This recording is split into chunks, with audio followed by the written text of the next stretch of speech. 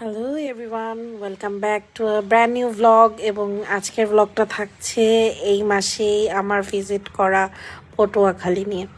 পটুয়াখালীতে 2-3 বছর পর বাবার বাড়ি মানে আমার দাদার বাড়িতে যাওয়া হয়। ঢাকায় তো আব্বুর বাসা, কিন্তু সচরাচর বরিশাল যাওয়াটা হয়ে ওঠে না। তো এবার আমরা সবাই মিলে প্ল্যান করলাম শীতে একটা ছুটি কাটানো দরকার। আর ছুটি কাটানোর জন্য বরিশালে পটুয়াখালীতে নিজেদের বাসা ছাড়া বেস্ট আর কোনো জায়গা হয় না। তো যেমন প্ল্যান তেমন কাজ। এবং এই বাসাটা সবচেয়ে ফেভারিট জায়গাটা হচ্ছে বাড়ির পিছনের এই ঘাটপাড়। এই ঘাটপাড়ে বসে সকালে চাটা খেতে আমার ভীষণ ভালো লাগে। পাশেই ছোট একটা বাগান আছে প্রতিবেশীর, সেখানে আরিয়া আয়ুষ প্রচুর এনজয় করেছে। মাটি পাতা কাদা সব কিছু দিয়ে খেলেছে।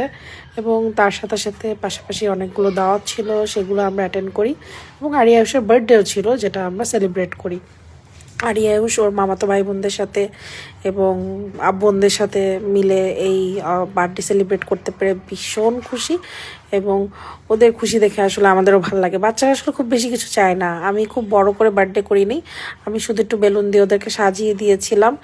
আর একটা কেক অর্ডার করেছিলাম, তো বাচ্চাদেরকে ডেকে সেই কেকটা কাটাইলাম। আর তারপর দেখেন বেলুন নিয়ে তাদের সে কি এনজয়, মানে এর থেকে বেশি আর কিছুই তাদের লাগে না। আমরা যেরকম খাওয়া দাওয়া আয়োজন এইসব বুঝি, তারা ওইসব বোঝে না।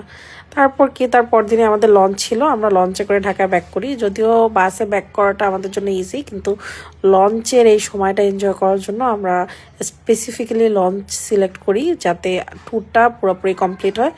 লঞ্চ ট্যুর ছাড়া এবং এভাবে দেখতে দেখতে যাওয়া ছাড়া আসলে মনে হয় বরিশাল যাইনি। তো এই ছিল মোটামুটি সব ভিজিটের হিস্টোরি। আর হচ্ছে মেলা ছিল, মেলার ভিডিওটা আমি দেইনি, রিলস অ্যাড করেছি দেখেছেন। তো এই টাইপের ভিডিওগুলো বানানোর মতো ধৈর্য আমার হয় না, আমার গলার অবস্থা খুব খারাপ। তারপরেও চেষ্টা করলাম ছোটোর মধ্যে একটু দেখানোর।